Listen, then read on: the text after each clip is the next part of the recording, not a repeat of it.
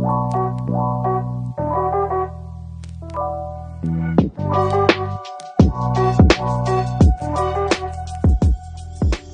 everyone. Welcome to another episode of the White Belt MMA podcast. And it's an absolute pleasure to have on the show UFC bantamweight Nathaniel Wood. My man, how you doing? I'm very well, thank you, mate. Obviously, I'm dealing with an injury at the moment, so that always sucks. Especially seeing the card last night. That's the one I was supposed to be on. That definitely it was horrible to watch because I was just sitting like, man, I should have been on that card. But the Brits done well, and there's always another day. So it is what it is. I'm healthy. I've got family and friends around me, so that's what's important in life, right?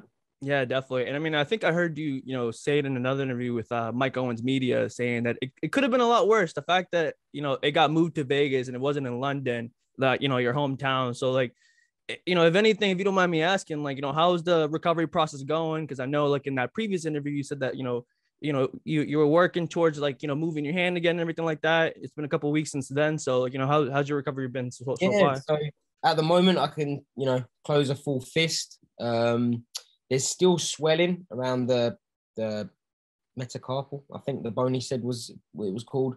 But unfortunately, I still can't punch yet. Obviously, it's a lot different, I guess, for athletes who are combat athletes. The hands for doing normal day-to-day stuff, it's not too bad. It's not really causing me too much grief. But if I was to put a little bit of impact on it, it's quite painful, and I know what's going to happen. I'll just end up re-breaking it. So I've got to be sensible, listen to the doctors. He said, I think 8 weeks.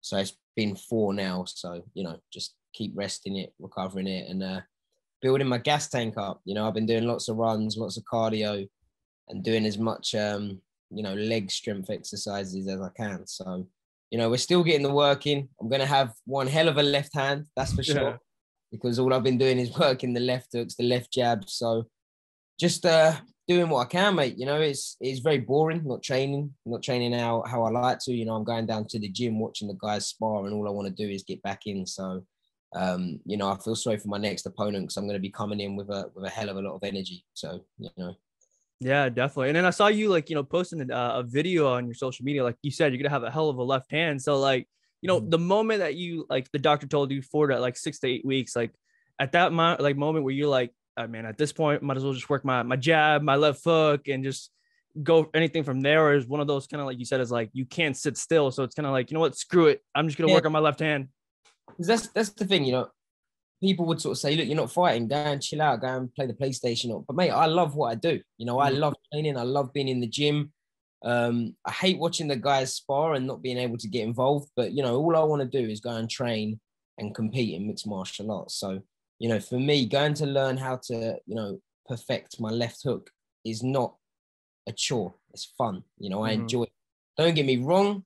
When you're in fight camp and you're, close to making weight and you're dieting and you've been training for 10 weeks solid camp, it can get a little bit frustrating, a little bit uncomfortable sometimes. But mate, right now I've got nothing else to do. All I want to do is train and fight. That's my job. That's what I love to do. And it sucks when someone turns around and says, oh yeah, you can't train. So yeah, and it sucks as well that if I don't fight, I don't get paid. So I can't sit out for too long, mate. I just want to get back, get in there and, smash up some of these bantamweights. Yeah, definitely, brother. And like you kind of mentioned it right there. I mean, you're doing stuff that you like to do, stuff that you love to do. So, like, one question I always like asking all the fighters that come on here is, how'd you get your start in combat sports, right? Like, some people, it just magically stepped across it, or there are other people that were, it ran in the family. So for you, like, how did your start begin? Honestly, so I was a fan of the sport before I decided to make it as a profession. But I left school and I said, I don't want to work for a living. I don't want to go on a building site. I don't want to work in offices. I want to be an athlete. So I just said to my dad, I said, I'm going to come along with you to train. Because at the time he was training in jiu-jitsu. He's always done like martial arts and stuff. And that's it. I just decided before I'd even tried it, I just said, yep, I'm going to be an MMA fighter. And the rest is history, mate. I went from doing obviously a couple of sessions a week. I think a month later I was training twice a day. every day. And, you know, I was like a duck to water, mate. You know, I just fell in love with it. And yeah, here we are today in the UFC. Yeah, I mean, and you kind of mentioned your dad. He was a martial artist. He trained jiu-jitsu and everything like that. So when you told him that you wanted to pursue this as a career, or start training, did a little smile come on his face? You're like, it's about time. Or is it one of those like, he was just like, hey, I don't know if you should do this, but if anything, you're my son. I'm gonna support you all along the way. Or did you have to fight him a little bit on that? I think at the start he thought, oh yeah, whatever, mate. Like, you know, it's just going to be one of those things where I do it for a couple of months and then I've had enough. But yeah, you know, when he saw how serious I was after, I'd say the first couple of months, he was all in. You know, he put me up. You know, obviously I lived at my mum and dad's until last year. Whilst I was trying to train full time, you know, it's obviously very tough on the expenses. So he said to me, don't worry about paying rent. You know, at the time he was paying my gym membership. So, you know, I owe it all to my dad. He's been my coach and he still is now from the get-go. So yeah, I wouldn't be here today without him. So for that, you know, I'm forever grateful. And yeah, I can say, me personally, I believe I've got the best dad in the world. So Yeah. you know, I'm a lucky boy. Yeah, definitely. So like, tell us a little bit about, like you said, like you're training 2 sessions a day, like you're starting to pick up the workload, and then eventually you have your first fight. And, for other fighters, right, that, some fighters have the nerves, right? Other fighters are like, no, like I'm meant to do this. Like there's no nerves at all. But for you, like, what was the feeling like for your first fight, knowing that, all right, like this is the start of my career, my journey. And from here on out, it's like everything is up from here. I'd say I definitely had obviously nerves. I was always super confident, you know, because from the moment I started training, I said to myself, I'm going to be the UFC champion of the world. So when I came to my first amateur fight, I was like, right, this guy's going to get smashed. If I can't smash this guy, I'm not going to be UFC champion of the world. So because I set such high goals, it meant that these ones down here, I kind of weren't even thinking about, if that makes sense. So in my head, I was like, I've smashed you already. And then just kind of carried on doing that until I had my first loss. And then after that, I kind of thought, right, okay, you know, let's go back to the drawing board.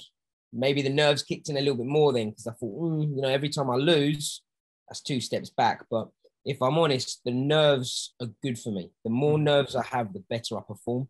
You know, as they say, pressure makes diamonds. And, you know, the more pressure that I can put on myself on fight day, the worse it is for my opponent, and, you know, the better I perform. So now I try and encourage them nerves, you know, not all day or not through the fight camp. You know, I don't even worry about my opponent until after the weigh-ins. You know, the only thing I worry about is the weigh-ins. And then, you know, on fight day, the couple hours before, I will really sort of try and get my heart going, get them nerves firing, because for me, I perform better when I have that.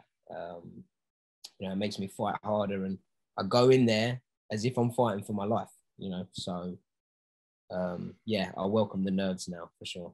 Yeah, definitely. And then, like, like you said right there, right? Like at the start, right? It's like you put so much pressure on your long-term girls that you forgot about your short-term girls. And like you said, like after your first loss, like you said, that's like when your mindset started to shift and everything like that.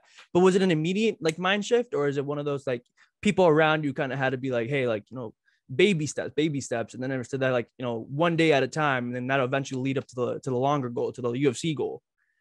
Yeah, I think so. I think after my first loss, I was in the gym the next day or the day after, because as soon as I had that loss, I thought, right, I have no other option but to train harder now. You know, it kind of, it was a chink in my armor, you know, so it was like, oh shit, I'm not invincible here. You know, I've still got a lot of fighters to get past until I get to the top. And it was a blessing in disguise, because it's made me train so much harder. And if anything, having a loss makes me appreciate what I do even more. You know, when you have your wins and you're getting paid and whatnot, it's great. And then you kind of might get comfortable. And every time you have a loss, it's like, right, you know, get back to work, get back to the drawing board. And, you know, it's there's nothing more motivating than coming off a loss. So, you know, my last fight, I believe I won, but, you know, the decision was Casey Kenny's, and, you know, so be it. Since then, you know, I've been training like an absolute beast, and it's almost been a year now. So, you know, I'm definitely a different fighter than I was then, and I just can't wait to get back in there and you know, show you guys and show everyone at the UFC. So, yeah. Definitely. I mean, and you're not the only one that thinks you won that fight. I mean, the majority of MMA fans think that you won that fight 2-1. So it's one of the things like, hey, we got your back on that one. So Yeah. we can't wait to see you back in there. But just to bring it back a little bit back in the journeys, your Cage Warriors, run and everything like that. That was magical. And like from the US, right? The UFC keeps saying Cage Warriors is like the gold mine, right? Coming from Europe, right? Obviously, you had Conor McGregor. Last night you had Paddy Pimblett and a couple other fighters and everything like that. So for you, how was your Cage Warriors experiences? You ended up being the bantamweight champion in that promotion. And, tell us a little bit about that, because it's the energy in that crowd, just the energy of like that whole promotion seems insane to me. Yeah, Cage Warriors was amazing. It was a very tight team. They run things very well there. I got on with everyone there at the promotion. So, it was a pleasure to fight for them. I was actually their first London Cage Warriors champion. So that was quite cool. Technically I've made history on that one. So, and then obviously defended it, vacated it when I went on to the UFC. I think I had 4 fights, all first round finishes. No, I had 5 fights, 4 first round finishes, 1 second round finish. So, I had a pretty good run up on Cage Warriors, and obviously I was fighting world-class fighters. So, I definitely had a good experience with Cage Warriors, and, I definitely think that they're the promotion right now to, get into the UFC. Yeah, definitely. And then for you, like in that last fight, when you said like you won and you had to vacate your title because obviously you knew you were going to the UFC. Did you know prior to your last match that it was a contract signed, sealed, and delivered that you were going to the UFC after the fight, or was it after that the UFC came calling and gave you the contract? There was never a guarantee, but I knew that my manager was kind of in talks with the UFC, and I knew that they were going to be watching and stuff like that. So I knew that once, I think my last Cage Warriors fight against Luka Ovin, I knocked him out in about 30 seconds. So I knew then, I was like, there's no way that the UFC aren't going to come calling. So yeah, when I got the phone call, it wasn't even a surprise, because I was like, come on, I knew they were going to come. So yeah, it's all a cool experience. And until I watch it back on telly, it all seems very normal. Obviously, it's been such a long process. I've been working for this for the last 12 years. When I watch myself on the TV, I'm like, I have to pinch myself, man. I thought, when I see myself fighting John Dodson, I was like, oh my gosh, I was watching this guy when I was just a fan, and I wasn't even training. I was watching him on The Ultimate Fighter. So, moments like that are pretty surreal. But, other than that, it all just feels normal and feels how it's supposed to be. It feels right. So, as I say, man, I just need to get back in there, get back to work, and show people that I'm here and I mean it. When I want to say I want to be the UFC champion of the world. Yeah, and just to add on to a little bit to what you said there, right? Obviously, like every time you watch yourself on the television, and then after that, like you see you fight these legends like John Dodson, like you said, you saw him fight as a kid. So for you, like, is it easy for you to kind of just sit back and kind of like appreciate how long you've how far you come, or do you need people to kind of push you, be like, hey, like I know times are tough right now, but you're still on the path, you're still on the UFC path, you're still like on the road to greatness. So for you, yeah, it's not so much I need other people, I need to remind myself. It's I guess it's typical human nature for us to be always thinking about the next thing. So I got to the UFC, and without even kind of, enjoy that moment, it's right now I need to fight this guy. And then you beat that guy, and without, enjoying that moment, it's I need to fight this guy. And sometimes, we just got to live in the present and enjoy what we've got. So, it's times like when I'm watching the fight and I'm like, I'm proud of where I've come. If I was to hang my gloves up now and say I'm retired, I could say that I achieved something in this sport. I got to the UFC, I got in there with some of the best fighters in the world.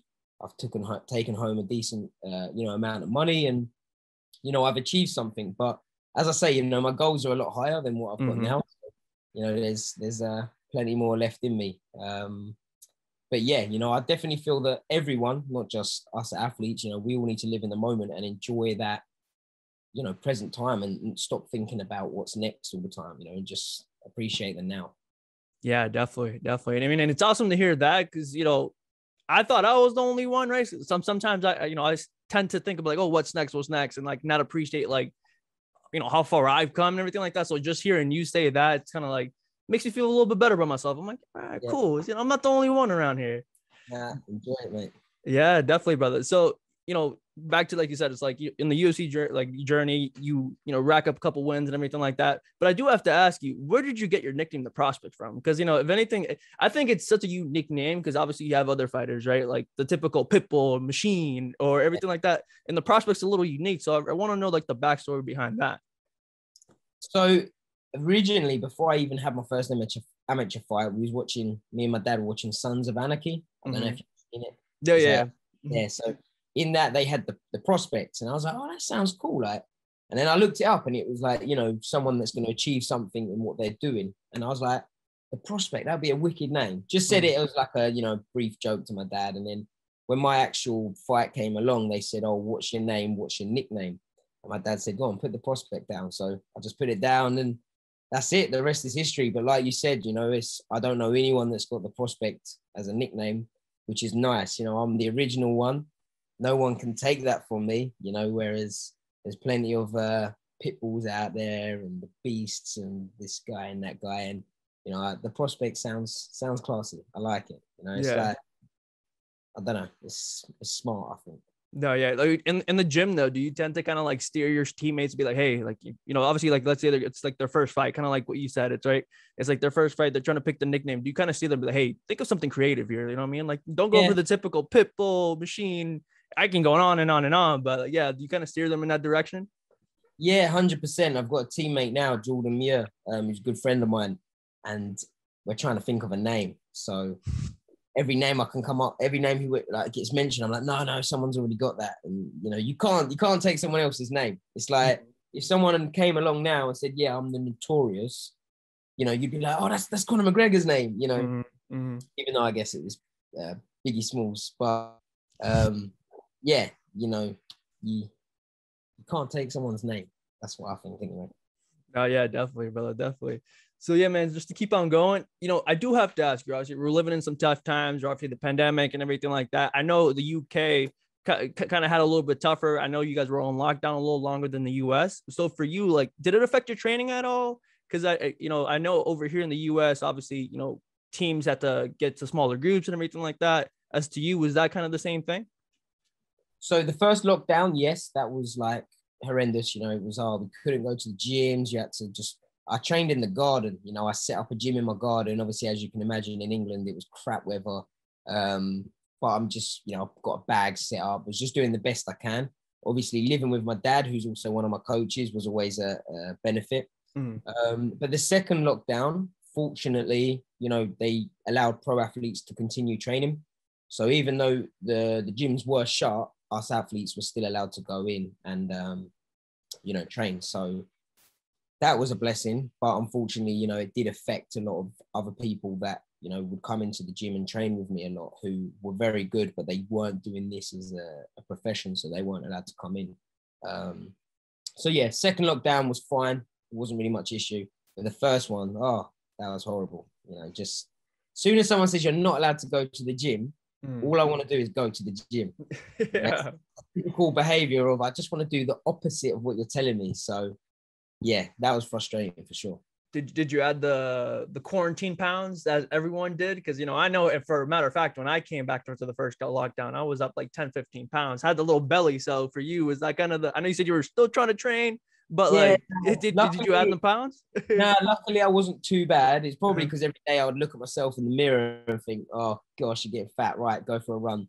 So, and as I say, because I get bored easily, I was always active, you know, so even though we was in lockdown, I was still allowed to go out and like jog and, you know, go out on my bike and just, you know, keep as active as I could. So it wasn't too bad, but yeah, it wasn't great. You know, it definitely boredom started to seep in. Did you end up like, you know, watching any TV shows? Did you get hooked on? I know like in the previous interview you had with Mike Owens, I know you said you can't really, you know, sit down and watch TV for too long, but obviously during that lockdown, there wasn't much to do. So for you, did you get hooked to any TV shows, any books? Well, I've read a lot. You know, that was something that I don't feel, you know, sometimes when I'm watching telly, I feel a bit guilty. I'm like, I need to be doing something. So, you know, I tried to read a lot. So I read quite a few books, but I watched the series Vikings again. I don't know if you guys have watched that. Not sure, but yeah. Yeah. Check it out. I actually named my dog after the guy in it, so it's a good series. I watched that again. That was the second time I'd watched it, so it's definitely worth doing. But yeah, I can't think of anything that I was watching which is too exciting. Game of Thrones, obviously. Game of Thrones. You must have watched Game of Thrones.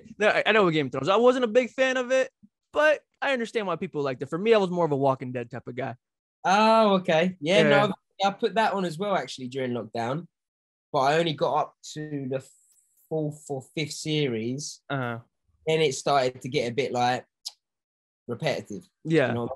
I'd had enough of watching zombies, so I think I stuck Vikings back on, and then kind of forgot about it. But hey, as someone, I'm sorry? Game of Thrones is a lot of people think that the English are like Game of Thrones. We had someone in America ask us that. They went, "Oh, you guys are like the guys out of Game of Thrones, right?" Nah. God, no, this dude. No, but as someone that still is watching Walking Dead, I would advise you to get back into it. Skip season 6, skip season 7, season 8 and on.